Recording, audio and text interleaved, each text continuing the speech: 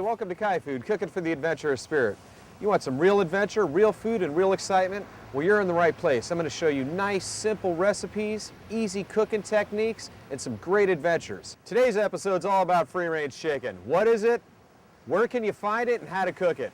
Now, we're starting out in Ocotillo Wells with one of Moto World's riders, John Murphy, and he's going to tell us everything about getting into motorcycle riding. Then, get this, we're going free-range chicken hunting all the way from the desert down here to the beach and all the way up to the mountains. After that, we're going to be meeting with Chef Larry Lewis from the San Diego Culinary Institute. He's going to tell us everything it takes to cut up and prepare a free-range chicken. Then we're going to finish up in the mountains at Mount Laguna, and we're going to be cooking up some righteous free-range chicken with a very simple pomodoro sauce and toasted crostinis. Stick around. Let's get this adventure started.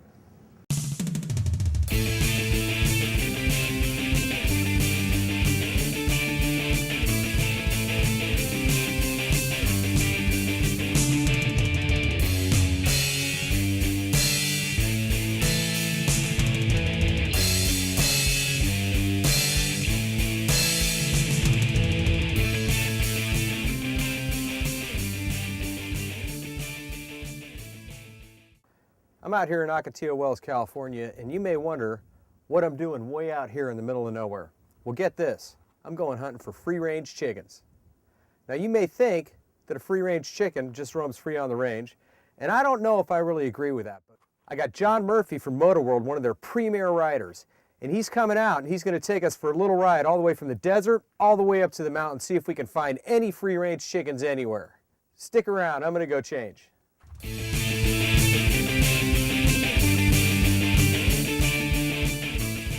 Hey John, thanks for joining us. Appreciate you coming out today. Man, no doubt about it. I really appreciate it, man. Thank you very much. You ride for Moto World of El Cajon, right? Yeah, I've been racing for those guys for about 5 years, and I got a couple other guys helping me out too, that's for sure. But yeah, since I moved to San Diego County, I've been doing a lot of races down in California and winning some things and getting some top fives. Everything's pretty good, man. So what does it take to get into riding? Man, it doesn't take too much. Really what it takes is a real high quality helmet like this, a good pair of goggles, and a good pair of boots like I got on right here, and some pants and some gloves, and I tell you what, Kai, your game time. What was your first bike? Well, my first bike, I started out when I was a little Grom. It was a 60, and just kind of worked my way up. Now I'm riding the big 450, and things are going pretty good, man. So why do they call you Murph the Surf? Man, it's because I'm one of the only dudes that races motocross and does some competition surfing, longboarding actually. So you surf and ride? Exactly, yeah. I mean, life, man. Come on, I live in San Diego. I got to take advantage of it. I got waves 10 minutes away and motocross tracks about 45 minutes away, so, you know, everything's good here. So tell me about your bike. What do you got going on here? Like I said, my motorcycle is awesome. This is a 450 motorcycle. I have everything custom tailored to my weight, my specs, my riding style, from the real high quality suspension components to great clamps and handlebars, exhaust systems, everything. What is a 450? A 450, that's just the engine size actually. So 450 cubic centimeters, 450 cc. It's a liquid cooled, fire breathing machine. It's ridiculous actually. Right on. We're going to be heading out to the desert. We're going to be looking for some free range chickens. I don't think we're going to find any, but we're going to find out.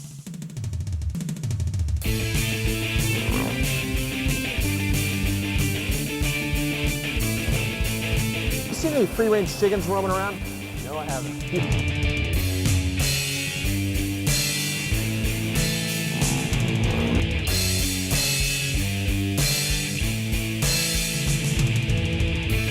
You seen any free range chickens roaming around?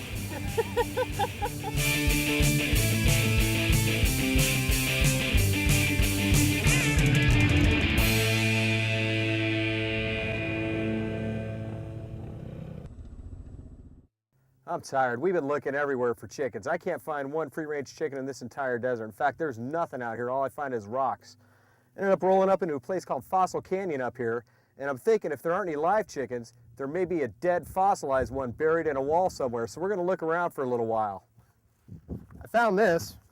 Looks like it could be a petrified free-range chicken beak, but to me, just looks like a stick. An archaeologist told me that this is an ancient creature. Looks like a rock to me. Anyways, can't find any free-range chickens around here. We're going to keep looking.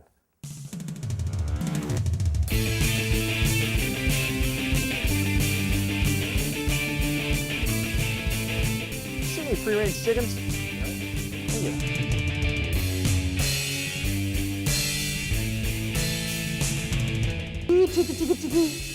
Nope, no free-range chickens here.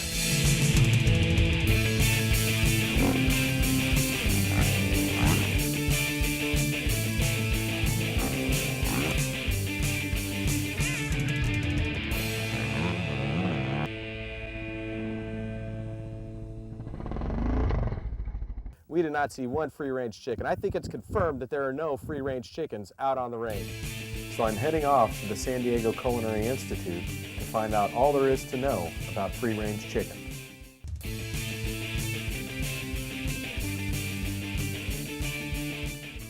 Hey, I'm here at the San Diego Culinary Institute and I'm with Chef Larry Lewis. Chef Larry Lewis is a culinary director here at the school, and he's going to tell us exactly what free-range chicken are. Tell me, what is a free-range chicken?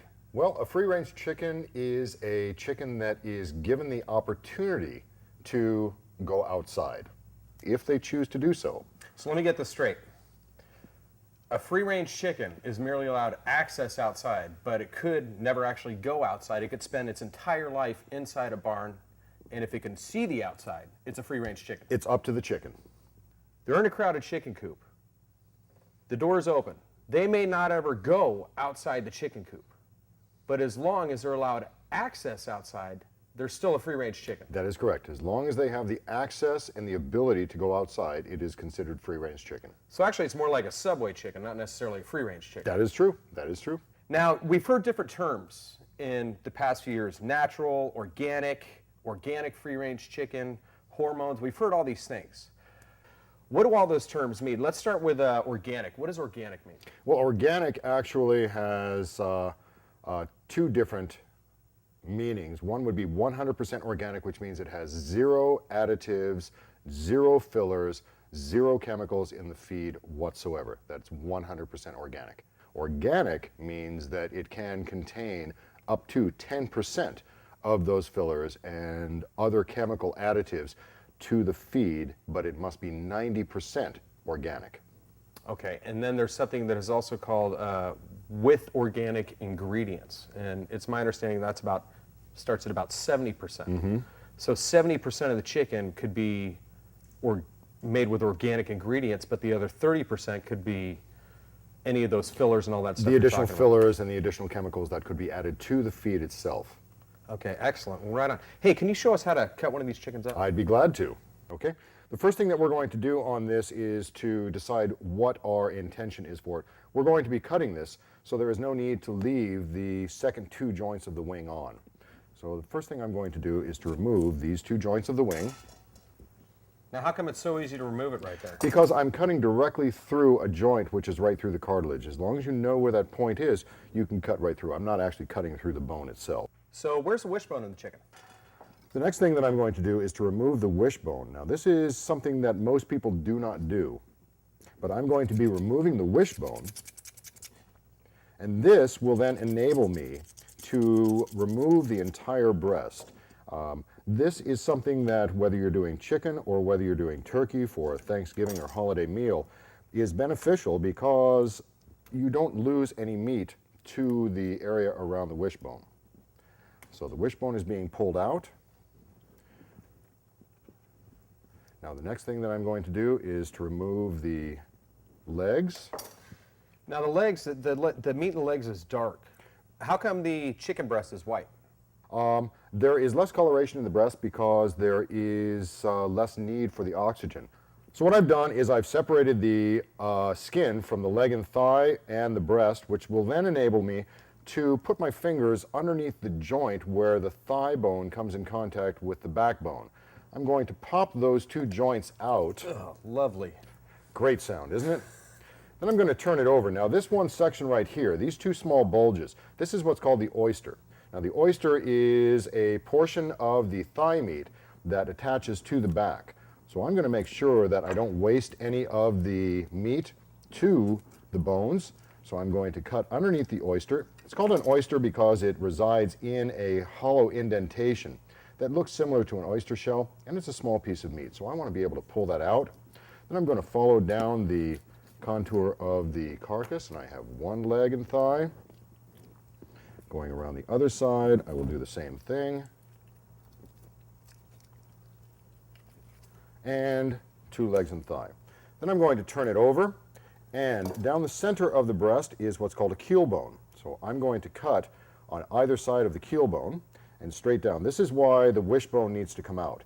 If I had left the wishbone in, I would be cutting around the wishbone in the back. By having no wishbone there, it enables me to go straight down the collarbone, separate the first joint of the wing from the back, and there is a breast. Turn it around, go on the other side of the keel bone. So why do they call that the keel bone? Because it looks like the keel of a boat. It's made out of cartilage. It's a very flexible piece. It's very similar to our sternum. And separate the wing, and we have the carcass of the chicken. So that seemed pretty easy. It seemed like you don't necessarily need to go out and buy boneless, skinless chicken breast. You could do that at home. Absolutely, absolutely. Here is a boneless chicken breast, and by simply removing the skin, we now have a boneless, skinless chicken breast. And you don't need to cut that skin off? No, it just peels right off. Now, how would you separate out the legs from the thighs? There's a joint between the leg and the thigh that if you can find that joint between the leg and the thigh, cut right through it, you're cutting through the cartilage, not directly through the bone. So now we have a leg and thigh. This is the thigh. We have the leg or drumstick and a boneless, skinless breast. So when you go to the store and you buy a chicken, boneless, skinless chicken breast, you're looking at $3.54 a pound. At least. $3.54 a pound. You could buy a whole chicken like this, take it home and debone it yourself, and you're saving a lot of money. You're paying that price for the entire chicken as opposed to only for the pound of chicken breast. So I'm going out to buy chicken. Now, even though free-range chicken isn't really, I think, what most people think free-range chicken is, do you still think it's the best chicken to buy? I believe so. I think that the happier the chicken, the tastier it's going to be. Chef, thank you very much for your time today. I appreciate it. We're going to be taking these chicken breasts back out to Mount Laguna, and we're going to do some rosemary-crusted, organic, free-range chicken breasts. Sounds great. Thanks for having me on the show, Kai.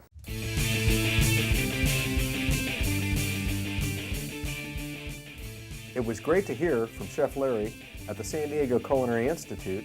Now for a special treat, we've set up our kitchen in a rustic cabin in the Laguna Mountains, just east of San Diego. It is beautiful up here. We're going to cook up some righteous rosemary-crusted free-range chicken. We're going to serve that with a pomodoro sauce and garlic toast points. And the beautiful thing about this, it's less than 10 ingredients. It's perfect for a long day of riding or when you're cooking at home after a hard day of work. All right, so here's our organic free-range chicken. What I'm going to do is I'm going to go ahead and start dicing up some rosemary. So what I'm going to do is mince this up pretty fine, not super fine. So we're getting our flavor in the rosemary from the aroma. And right here I'm sprinkling it with a little salt and white pepper. I like white pepper because white pepper actually stimulates the center of your palate, whereas black pepper will stimulate the tip of your tongue. White pepper merely stimulates just the center of your palate, so it helps to create that balance on the palate. Now what I'm going to do is I'm going to go ahead and get my grill hot. So what we have here is an oil called olive pomace oil, and it's a third pressing of the olive. And I'm going to go ahead and season up my grill, or my griddle is actually what it's called. And a griddle is like a flat top metal surface like this. What I did is I heated my griddle up already. I'm adding my oil now. By adding my oil now, it's ensuring that my product won't stick to the griddle and that the oil won't break down before I start cooking it. If it starts to break down before it cooks, what will happen is the oil gets absorbed into the chicken and the chicken will come out a little greasy instead of being nice and dry on the outside. Okay, so I'm going to take my chicken here, and when I put it on the griddle, you hear that sizzle right there? That's a perfect sound that you want to hear. That means that my griddle is exactly at the right temperature. It's going to make a nice, moist, rosemary-crusted chicken breast, and it's going to be nice and golden brown on the outside. Okay, now what I have here is to make my pomodoro sauce, I have a tomato, and you probably haven't seen a tomato like this. This is called an heirloom tomato. And heirloom tomatoes are very special because they have not been changed for 50 years. What that means is, if you remember when you were growing up when tomatoes tasted like tomatoes, well, that's what this is. Hasn't been changed for 50 years. It's not like nowadays when you go to the store and you get a tomato and you bite into it and you're afraid of chipping a tooth. These are going to be nice and really soft. They're going to have a lot of flavor, and they have all the nutrients that they're supposed to have in them. The changes that they've done with the tomatoes over the past few years, what's happened is the nutritional content has actually been cut in half. So we're getting all the nutrients, it's got all the flavor, and they're beautiful. We're going to go ahead and dice these up. Now when I'm dicing this up, what I'm going to do is cut that into fillets. After I cut into fillets, I'm going to chop this right like this.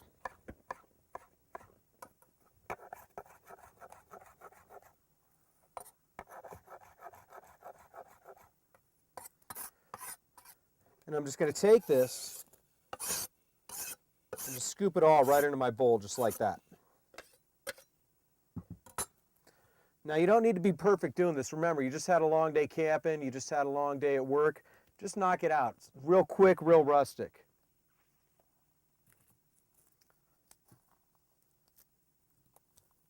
Right here I got my garlic clove, and then I can just mince it up really quickly.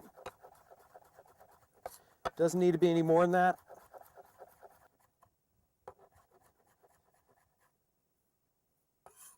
Now I have my minced garlic ready to go in my pomodoro sauce.